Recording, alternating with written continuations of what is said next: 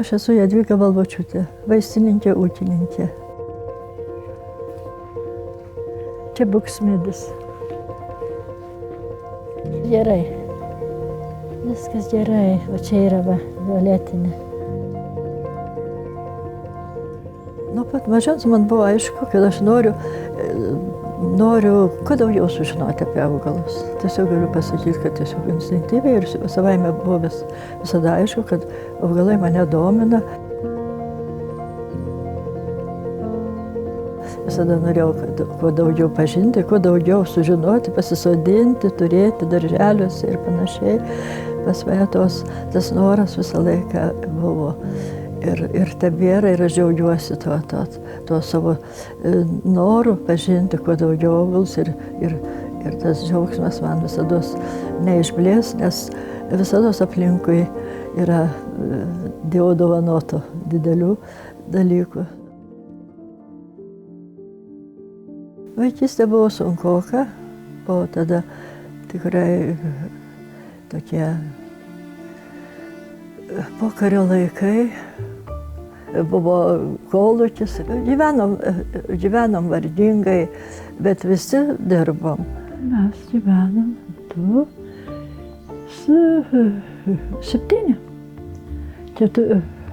Kai mama susirgo, tai liko 6 mes būdavom. Ir pačiam ūkyje, ir tame kolūkyje. Ką reikėjo, tą reikėjo daryti visada. Aš miegojau su savo seserį. Mes visą laiką dviese miegojom. Turėjom būti lieknos, kad nereikėtų susiraityti labai. Aš prisimenu, kaip tėvelis anksti rytais šienaudavo rasotą pievą. Su dalgiais tai tik tėvelis pašienaudavo, o aš atveždavau pusryčius. Visa virtuvė čia buvo. Mums pateikdavo ir mes išeidavom į mokyklą arba į darbą. Iš tos padalgės susirinkdavo pačius gražiausius žiedus, netgi, kiek prisimenu, buvo ir orchidėjos, ir kiti augalai, kurie mane domino. Kai baigiau farmacijos fakultetą, aš 5 metus dirbau vaistinėje. Ir po to aš perėjau į botanikos sodą dirbti. Sutapo metai, kada susikūrė Lietuvos nepriklausomybė. Ir nuo tada man subrendo noras, kuo greičiau grįžti ir atstatyti savo suartą pievą. Matom mano tą kampelį, kuris yra nusileidus nuo upės, ir aplinkui matosi mūsų tas virvytė, kuri daro lanką, ir čia tokiam vingyje yra ta lanka, pieva mūsų vadinamo. Tai buvo mano pagrindinis noras ir tikslas. Jokių planų didelių ir nedėjau savo nieko. Nei ūkininkė buvo, nei nieko. Aš tik norėjau su augalais dirbti. Va, pasižiūrėkime, kokia gausi mūsų paprastoji pieva. Varpiniai augalai ir jau pradėjo žydėti ir galim ir renkam jau. Kad atkurti norėjau tą pievą atgal, tai čia savaime aišku svarbiausia tikslas buvo, kad tie augalai jie gyvuotų, o pirmoji eilė, kad jie grįžtų į mano aplinką, į mano kaimą. Jau specialistai yra skaito, kad jau yra natūrali pieva. Ir dabar šiuo metu jau 30 metų, kaip mano pieva egzistuoja, ir ten yra visi tie augalai.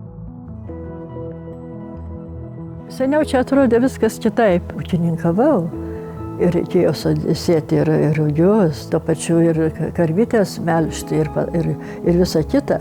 Čia buvo paprastas ūkininkų ūkis. Buvo auginami gyvuliai, karvės, bet aš visą laiką norėjau pereiti iš įprasto to tradicinio ūkio į ekologinį ūkį. Aš susipažindama vis daugiau su vaistažolėmis, tvirtai pradėjau spręsti, kaip daryti, kaip auginti, ką daryti, kad mūsų turtinga mūsų gamta sugebėtų pateikti mūsų žmonėms švarias, ekologiškas, teisingai paruoštas vaistažolės. Ir dabar mes turime vaistažolių priėmimo, sandėliavimo, arbatų gamybos skyrius, viskas, ko reikia ekologiniam vaistažolių ūkiui. Didžiausią mano dienos dalį užima ūkio darbai ir asmeninės konsultacijos. Aš esu parašiusi per 60 000 receptų. Tai yra jau per ilgą laiką, mažiau per 25 metus.